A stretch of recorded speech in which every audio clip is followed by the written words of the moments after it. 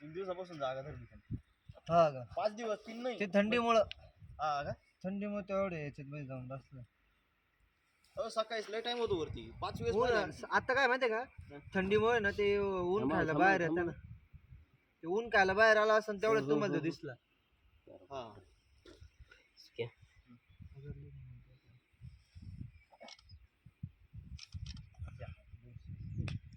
उड्या मारायचं काम आहे. मारायचंच काम आहे.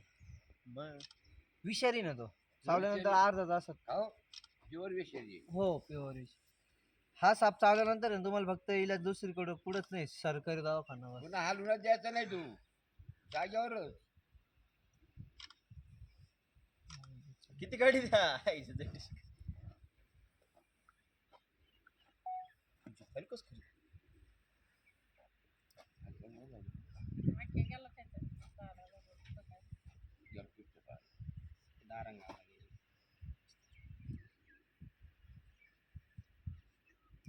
दगड काढला म्हणून तिकडे सापडलं पटकन. खाली बसेल त्याची जागाच असेल ती. नाही नाही ती ना एवढं भिड होती ना नागच निघलो.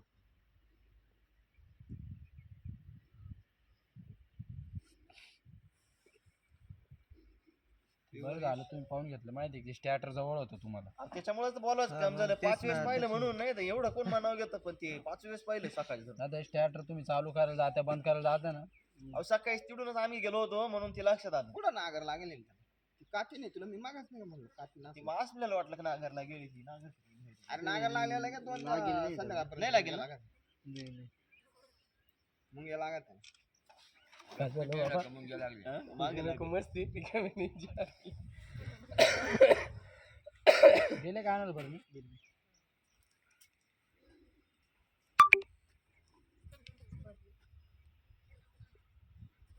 फिरणार नाही इकडे हा त्यांच्या हातात आहे.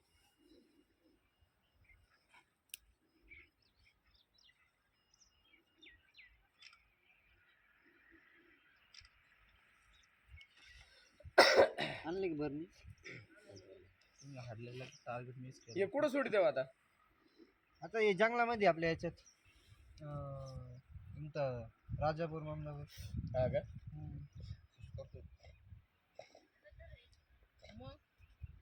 ते म्हणतात सकाळचे 5 आणले त्याचे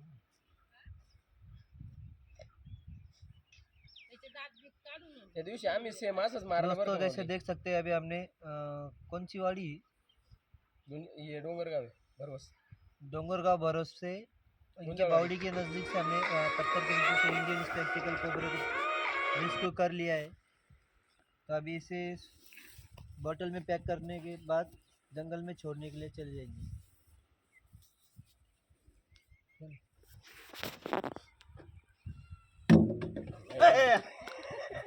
तो नका मजाक करू.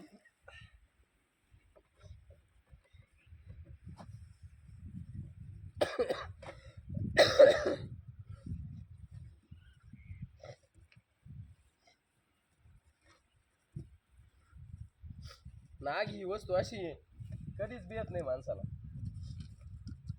ती नाही भेट पण आपण घेत आपल्याला ब्यावंच लागत आपल्याला घाबरावंच लागत ना.